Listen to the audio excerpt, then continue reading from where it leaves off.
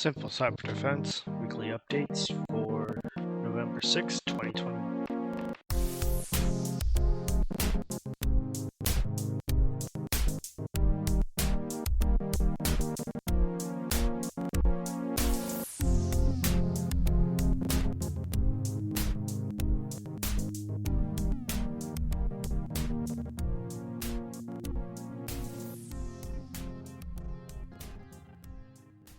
Welcome back to the Simple Cyber Defense. In this week's episode, we're going to be talking about browser vulnerabilities and what they are, what you can do to protect yourself, and how serious they can be. So, my name is Carl. Hi, this is Ahmad. So let's begin. So, the web browser is basically one of the most used applications to get on to the internet. And do you want to explain what the web browser is before we get into the nitty-gritties, or? Yeah, just like you said, it is the most used software pretty much on your computer, and now especially with a lot of people working from home and with the migration to the cloud, something as simple as, for example, using your Gmail account. That is a software that you use, but that software which is very smart and very capable, is not installed on your computer, but you use a full suite of software. Like if you use, for example, you log into Google, a single sign-on, and then with that, through your browser, you're able to access your Google Drive, your Google Photos, your Google Documents, your Gmail, and all that. 10 years ago, for example, you had to have software dedicated and installed on your computer for each one of those, right? But now you don't even need to do that. You just go to your browser, you type in one web address, you go there, you sign on, and you can do all those things. Now, in addition to that, you can access the cloud, you can access virtual machines, which is totally separate systems from your computer that you can use even on the enterprise level, all through your browser. And so it's one of the, if not the most important piece of software on your computer, right under your operating system. And if we look at, for example, other systems like Chromebook, for example, all it is a browser. Is a Google Chrome browser that is, and then everything else is attached to it. Because as soon as you log in, as soon as you use that browser, you use it to reach any part of the web to do anything that you need to do. Right? The thing is with browsers, the most important thing that a browser needs to bring to the table is a user experience. Right? We need something that works. We need something that looks pretty. We need something that doesn't show me broken links, doesn't show me, broken pictures. I want something that's fast, right? And the last thing that we think about is we want something that is secure or that is private. Well, all those things need to be part of your browser, right? And because of how popular it is as a piece of software, it is the piece of software that is most commonly used for attackers to gain access to your system. Think about all the phishing attacks. All of those are made through the browser. Like you click on a link, and then it downloads the malicious software, and then from there it goes to the other attacks. But it all starts in the browser. So, how many browser engines do you think there are out there? Browser engines. Yeah, basically the core that makes up the browser. The ones I'm familiar with, I think there are 4. You got Internet Explorer, Safari, Chromium, and everything that comes from it. And we're talking about those those are the actual browsers, but the actual core engine, there are 4 main ones. There's the WebKit, which is for the Safari browser. Okay. Then you got Blink, which is the Chromium browser engine. Then you got the Gecko, which is the Firefox. And then you get the Trident, which is the old Internet Explorer one. So. And usually when developers want to create a browser, they use one of those engines, right? Yep. Unless you're on iOS, then you only have the WebKit. You can't use any other browser on the iOS. You'd have to use basically Safari, and then just put a skin over Safari. So what do you think is with the web browser the weakest link in the browser? The user.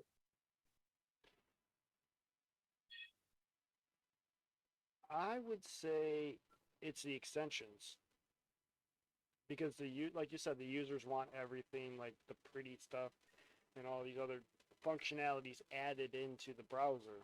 So what they do to make that happen, they go out and install extensions. So a lot of times some malicious people would create these malicious add-ons for your browser, which will give you exactly what you want on the front end, but on the back end they're doing malicious things like either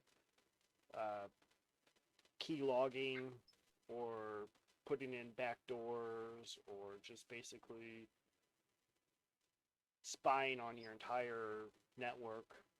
Because I know, I think it was AVG, the antivirus software, got busted for being a little too much like spyware. And wow. They got kicked off of the Firefox things. But there are other ones that do pop up from time to time that tries to say either they'll enhance your privacy or they'll give you a free VPN or stuff like that. But in reality, they're just malicious software pretending to be something that'll help you out. So the thing you have to look out for is if it's a new publisher, I would say stay away from those too much until they can build their reputation up a little bit. And kind of be wary of user reviews because a lot of them could be just fake spam accounts, especially if they only have 5-star reviews. No one has anything bad to say about it. Because let's face it, not everyone's going to be happy with everything that people put out. So a lot of those things you kind of do have to put with a grain of salt if they only have 5-star reviews. And another thing you could try doing, seeing if a security researcher had researched that particular app. You could put the app's name and next to it put malware or something to see if any interesting articles pop up and say, okay, this is malware, and it explains what it does and all that stuff.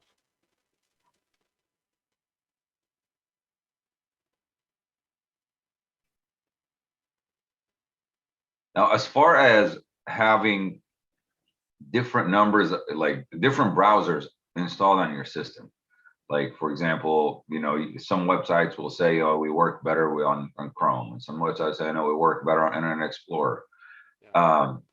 So you'll see that, one of the things that we talk about a lot is don't have so many things that you're going to need to, upkeep on patching and security updates and things like that.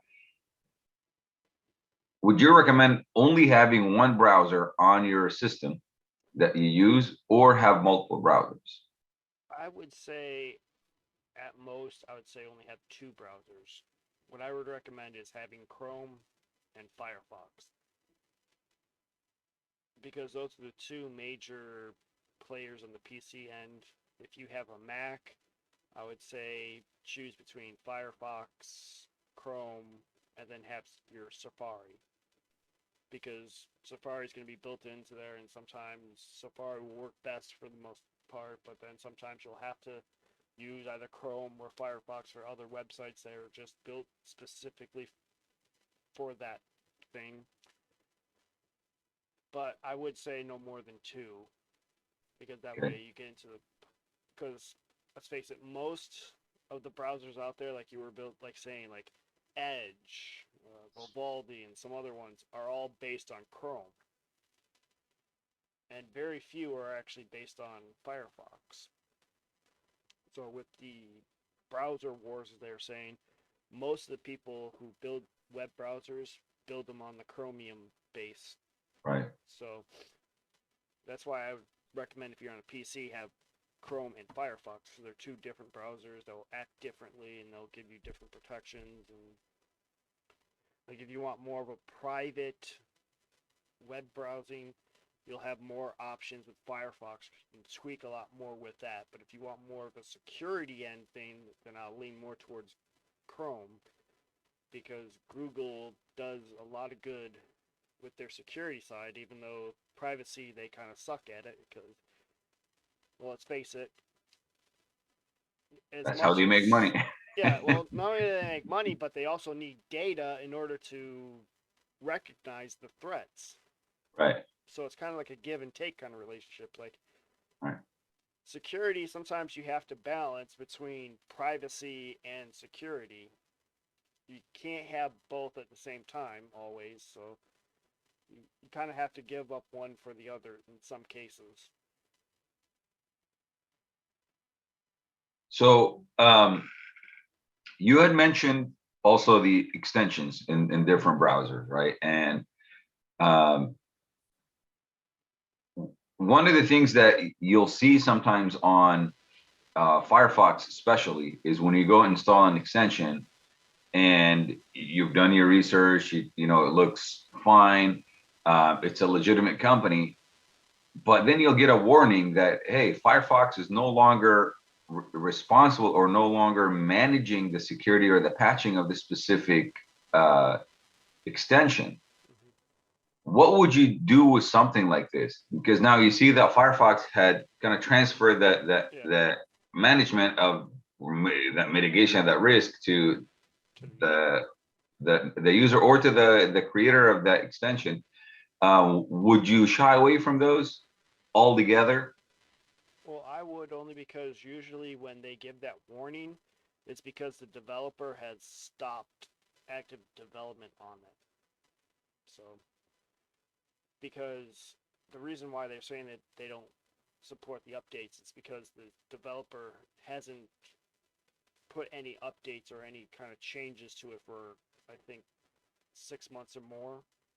Okay. So then Firefox kind of says, okay, this may be abandoned, but they don't want to say it that way. They just try to say, okay, it's a security risk, because I think it's more of, if people just think, oh, it's no longer being in active development, they'll think, oh, it'll be fine because no one is going to attack it and there's going to be no security flaws, but that's not always the case. Okay. Um, another thing that our browsers do is they're able to process scripts, right? You have like JavaScripts, for example, or any type of plugins that your browser is able to execute and manage for you. One of the things that somebody would do is disable the scripts or disable the execution of scripts. But on the flip side of that, if you do that, some functionality of some websites will not Right, yeah. work. What is the happy medium? Where is the balance there between privacy and security and convenience? Yeah. Like I said, there is a big balancing act, and what I would do is I have an extension called NoScript, and I usually only turn on those scripting functions for the websites that need those, and keep it off for everything else. So if I come across a website that says, hey, we need JavaScript to be enabled, and I know that it's a good website, not some like random hacker thing out there. Like if, like I know Facebook requires JavaScripts to run. So I would just put it on just for those specific websites that absolutely need them. But then other than that, I'd keep them off because you never know when you can run into something that is malicious. So just something as simple as a click of a button to enable and disable the extension. Yep, Okay. because you just go to the extension, click on, and say, okay, turn it on just for this website. It's not going to be a global thing, and then you can even go into like finer details and say which scripts you can allow to run too, if you know what they are and what they are actually going to do. But again, you could also research, like go to a web browser and search, okay, what does this script do, and then it'll give you an explanation. Okay, this script is used for these kind of processes, and if you're okay with it, then you can allow it to execute. If not, then you keep blocking it. Okay. So which now that takes us to the next thing, but is also similar, is cookies, right? When you go anywhere, there's a lot of cookies that get input and saved on your web browser, and those cookies are to kind of make it easier for you next time you go and go visit that website, for example. And there is a way for us to either clear the cookies manually, or you have your browser clear all the cookies and the cookie history after each session. One of the things that I always wonder is, does it really matter? Because wouldn't the damage already be done while you are in session, while you're using your browser and you already have all those cookies in there? And then you're clearing, is that when you clear the cookies, is that just like a false sense of security? In some cases, yes, because there are some cookies that can't be deleted, which are known as like super cookies. Okay. And also you have to worry about third-party cookies too, because sometimes you'll get, like, say you logged into Facebook or something, and then you'll jump to another site that says, okay, you can log in using your Facebook credentials into this website. So you're using a third-party cookie because you're using a cookie from Facebook to log into this other site. Sometimes those could be used in malicious manners to steal information too. So I just have a habit of just blocking all third-party cookies, so that could prevent that kind of attack going on. But again, it will stop you from being able to log into another website using like your Facebook credentials or your Google credentials in there, because it requires third-party cookies to be enabled. So again, you have to balance your security with your convenience too. Okay.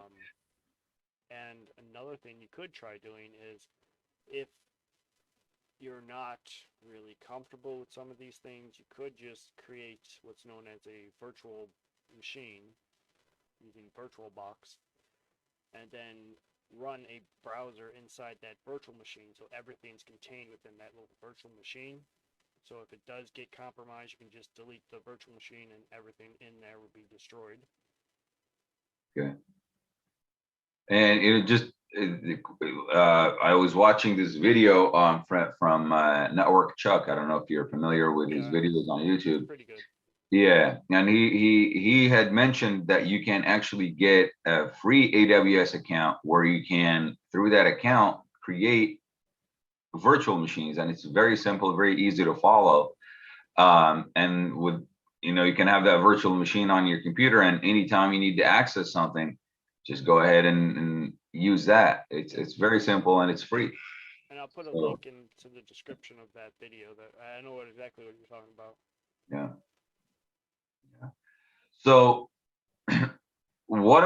so we talked about browsers and browser security, but I feel that the security mindset kind of like starts at home with your own network that you set up at home, right? Because if you're secure there, everything else is a trickle down effect, right? Yeah.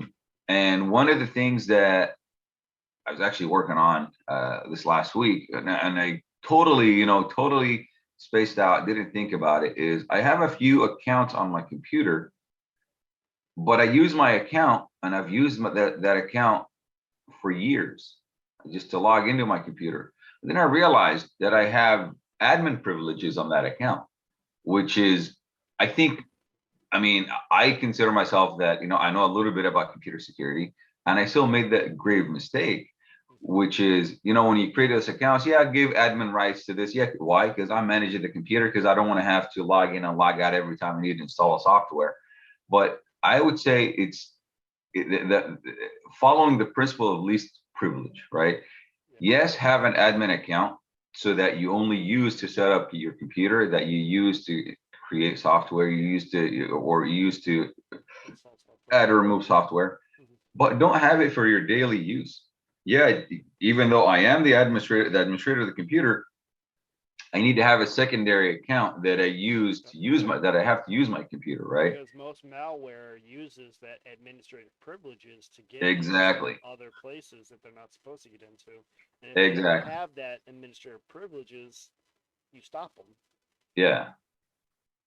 Yeah. So, like an example, an account for me and one for the kids and one for a guest, right? Okay, I'll give myself admin rights. No, don't do that. This is a rookie mistake, right? So usually what I do is create an admin account and then one for me, one for each of the family members that are Right. all standard, but that one has admin, or just use it specifically for administration functions only. And that's Right. it. And then another thing is, and I had requested something from you is, and also if you want to put that in the video description, is and the reason was I received a text from a number I didn't know, and it had a web link, and I didn't want to click on that, and it was on my phone, and I didn't have a virtual machine on my phone, and I said, hey man, what can I do to open this link safely? I know I can go home, I log into my computer and type that link and open it up in a virtual machine. But there are websites where you can copy and paste those links, even if it's on your phone, and then it will tell you whether it's safe or not to a certain degree if you want to open that link or not. And that was very helpful. But it's better than nothing. It's better than nothing. It's better than just clicking it. And we're curious, right? Humans were curious. So you get a weird looking email or a weird looking web link from an unknown number. Oh yeah, who is this? Or whose number is this? For me, that'll be the first thing I go is I'll copy and paste that number in my browser and see who it is. And if nothing comes up, and remember, you're not the only one who does that, right? The attacker does the same thing, and they'll use a number that you have that has no record on the web, right? And they're like, okay, maybe same area code, oh, that's somebody I know. No, don't do that. So if you want to do that, put that, in the description as well. Another thing is most of the attacks that are based on the browser, right? Like whether they're based on because of the extensions, they're known, right? And they have a signature, right? And they're usually easily caught by an antivirus software. So one of the things that we say is always have that on your computer. This is the main reason why you need to have an antivirus, because it will catch that malware based on the signature that is known for it, right? Another one that is very dangerous, I think we talked about before, is we talked about man in the middle attacks. Well, there's similar, it's called man in the browser attack, right? And how would you feel about somebody sitting there literally between you and the server you're trying to access, and they see everything on your computer that you're communicating back and forth? Even if it's HTTPS, because what it'll do is they'll create a little dummy server in between you and the other server. You encrypt to them, they'll decrypt it, and then encrypt it before they send it to them, so that they get back, Yeah. they'll be able to decrypt, look at everything that they need to, and then send it back to you. And now they have all the information that you do too. Right. So that's why our VPNs on top of that will prevent that from happening, because they wouldn't be able to crack into the VPN encryption. Right. Yeah, I think that's that. You have anything else to add to that, Carl? Not on this, but I did have some kind of sobering statistics for our listeners. So I was looking up the list of different vulnerabilities per browser. The three main ones I was looking at is Firefox, Chrome, and Safari. So in the year 2021, Firefox has had 1,968 vulnerabilities. All of them have been patched, luckily. Google Chrome has had about 286 major vulnerabilities, which all of them have been patched, so that's good. And then Safari had only 25 major vulnerabilities, which had been patched. So it's some interesting statistics there that they have. Yeah. So that doesn't say that one is more secure or worse than the other. It's kind of the fact that attackers are paying attention to the web browser, because we do almost everything on the internet through a web browser. And so that's why it's very important to keep your eye on securing your web browser, because if they come up with an update, I'd say just patch it right away, unless you have a specific reason, which I don't think the end user really has any of those specific reasons. I think most of them have to do with like corporations. Right. They want to The end test an user, update or something. yeah, Yeah. the end user, they don't really have to worry about the web browser being compatible with any other types of software, because it just needs just to work. And most of the time it does work. So for the end user, I'd say as soon as they get a patch in there, patch right away. And I would definitely get into the habit of at least once a week manually checking to make sure that your web browser is up to date and current. Because there are some extensions that will block the web browser from actually auto updating to prevent them from being thrown out of the web browser. So just don't always rely on the auto update features, because sometimes some malware will actually stop the auto updates from happening, or even trick the user in thinking that, oh, you're up to date. So just go into whatever browser that you go to and just see what the latest version is through their website, and then just I'd say like once a week, just do that. Just check once a week to make sure there aren't any major updates, and just be very diligent on the extensions. I would say the least amount of extensions you can have, the better. I would recommend having like an ad blocker, like uBlock Origin, the no script if you know how to use it, and there are many tutorials which we will link into the description that will show you how to use that properly, and just minor other things like password managers, definitely a plus in there, but try to stay away from anything that kind of says, oh, we'll add different functionalities like a VPN, or we'll add things to make it look more pretty. So it doesn't really matter, in my opinion, and it's not worth the risk. Is there anything you want to add in there? Yeah, that now that you're talking about extensions, like one of the things that we need to pay attention to is use a legitimate, like for example, you mentioned uBlock Origin, right? If you, for example, if you log into the Firefox extension store, you'll find a lot of extensions that are made so that they're made to help you with your tracking and with your safe web surfing and all that. But in reality, they can actually be a big opening into your computer, right? So make sure it is a legitimate. I'm all for open source software, because a lot of people will say, no, if it's open source, then there's more room for people to insert any type of script to that, or a backdoor or whatever. But what I say to that is there are more people watching it to say, okay, exactly, someone right? added this in here. Don't upgrade to this version. Exactly. So So closed source, you don't know that. yes. I think that's the So reason why Apple Safari only has 25 vulnerabilities, because a closed source piece of software that very few people are able to poke and prod into it. I right. guarantee if Safari became open source tomorrow, that number will skyrocket as soon as it happens. Yeah. Not because more people are, able to put garbage in, just more people are able to see what's in there. Now that you're talking about the big boys, right? Mm-hmm. Just kind of like on a tangent, but it's still kind of related to this.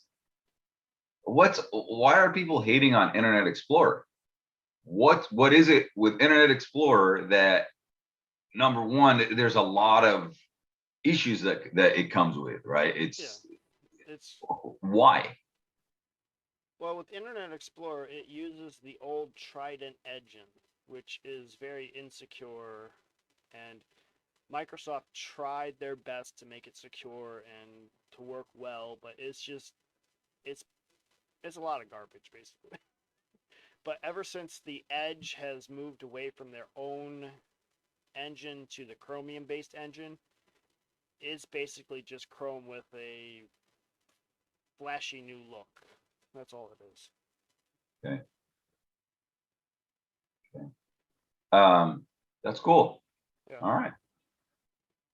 So I wasn't aware of that. That they're using the Chromium engine. That's Yeah, they cool. made that, I think, a year ago or somewhere Okay. around there. They made that switch because they decided, it's too much work to try to secure, or to make a secure web browser, that they have other fish to fry. Just look at how many problems that they're having with their OS alone, with Right. printing issues and network issues and all these people trying to attack them with different 0 days and things like that. So they have their hands full just trying to keep Windows operating system secure. So they just didn't have any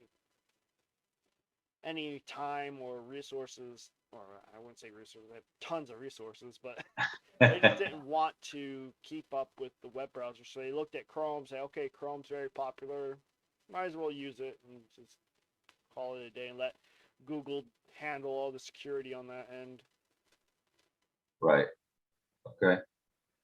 Yep. Sounds fair. Cool, man. Yeah, I think that's pretty good. I got nothing else to add.